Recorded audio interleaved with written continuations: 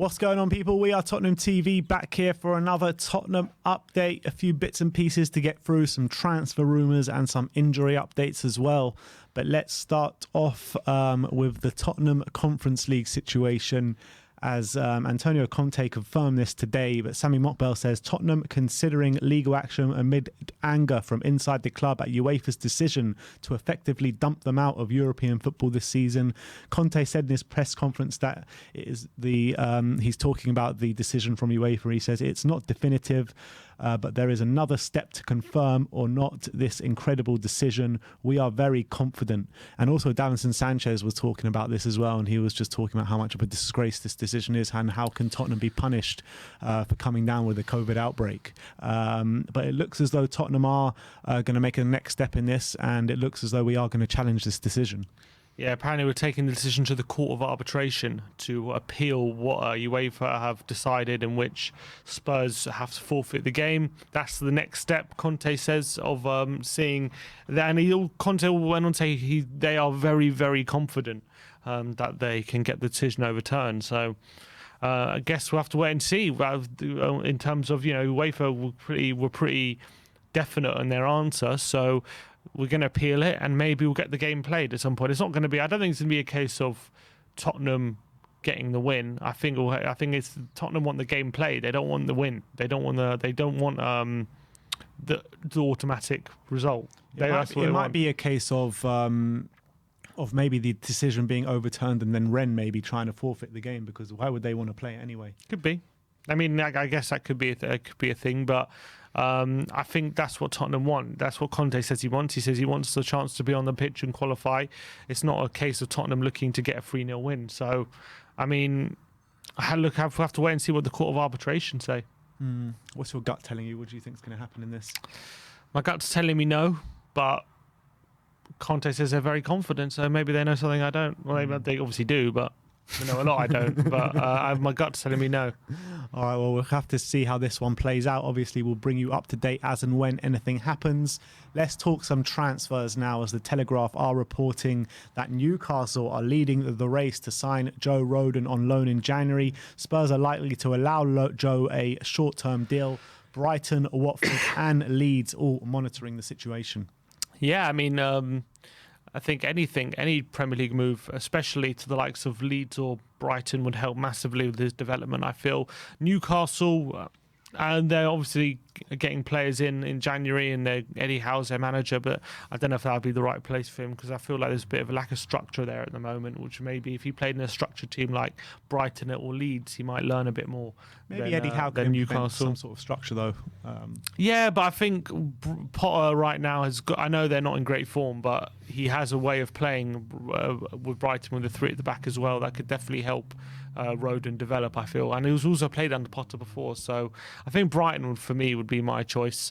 But anywhere, even if it is Watford or Newcastle, would definitely benefit him if he gets regular minutes. So he'll definitely be tested if he's at those two clubs. Yeah, for sure. And I think it will be a good move for him to learn his trade in the Premier League, really get to grips with it, because at Tottenham he's struggling to get regular game time, and even for the foreseeable future we're more likely to sign someone than give him a run, I feel. So I think it's right we give him a loan move, see what he's made of, and if he has a great spell, they can come back next season and really challenge for the first team. Yeah. But right now he just doesn't see either that for some reason then no one trusts him to start regularly, or I don't know what it is, but he's not getting in the team. I can't see it. And with Eric Dyer playing really well at the moment as well, there's not a place for him. Yeah, it's true. But we're going to need to give Dyer a rest at some point. You know what I mean?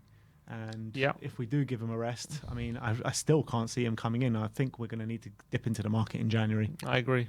But let's move on. Paul Joyce of the Times saying Tottenham Hotspur plan to renew their interest in Dusan Vlahovic after failing to land him in the summer. Fiorentina want as much as £77 million, and the striker wants 200 grand a week before tax. That's probably more than Kane. So it's a big, expensive deal. I mean, I'm sure we'll renew it. Are we really going to spend that money? I'll see it when I believe it. I'd love to think. Look, the thing is, now it's now or never, I think, with Vlahovic. That's how I kind of feel with this deal. If we don't sign him now, we're not going to sign him, because I think we've lost our chance, a bit like with other players. So maybe that's playing on the club's mind and thinking, okay, we better get him in now then, or otherwise we're going to miss the boat because we've done it so many times. But are we really going to spend... Can we haggle them down? How much can we haggle them down to? Maybe 60, 65? Yeah. Are we really going to spend that? I mean, I'd love to say yes, but it's one of those I'll see it when I believe. It just doesn't seem like a deal which is actually going to happen.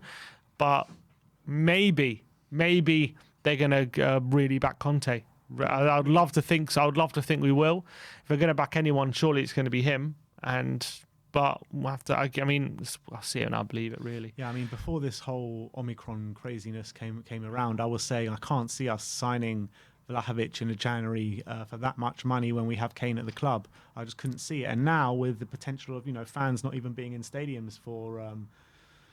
We're thinking that maybe cut capacity or no fans. I mean, Scotland have already told fans they're not allowed in stadiums. So if that comes in here, that gives Daniel Levy another excuse not to sign this player, especially for that much money. So I'm not convinced. I mean, I'd love him through the door. I really would. But we'll have to see how it happens. I mean, there's another update on Vlahovic from Corriere dello Sport as well. And they're saying Tottenham are ready to get serious in the race for Vlahovic and have already started pressing to sign the striker. And they've also said Conte has put Vlahovic and Skriniar on his transfer wish list for January. Well, he's on our wish list too. I mean, we all have wish lists. Whether everyone can get what they want is another thing. And I really hope that we can get Vlahovic through the door. I really, really do, because it would be a massive step up in terms of where the squad's at and in terms of options. But we'll have to. I mean, are we really gonna spend that amount of money on one player? We'll see. That's breaking our transfer record, right? What's our transfer record on Ndombele still? Yeah, 65. So we are actually going to break our transfer record in January. We'll have to wait and see, won't we? We'll have to wait and see. I mean, I'm very sceptical of it, but we'll see. We'll see. I would love to have him through the door. Next one is Gerard Romero saying Tottenham are going to make a new move for Barcelona defender Clement Lenglet in January. This one makes sense to me, actually. Left-sided player who's left-footed, decent on the ball as well, has the ability to really... because he's been at Barca and he's actually, well, I can't remember which season it was. I think it was 2 years ago. He had a really great season, was playing in week out. It seems to be a bit out of favour, and then have a bit of money trouble as well. We know that. Decent age, I think, 26-ish? Yeah. Yeah, so this one makes sense to me if we can get him in. He can definitely challenge Davis for that role. Conte can improve him. People might turn their noses up at him, but I think it'll be a good deal.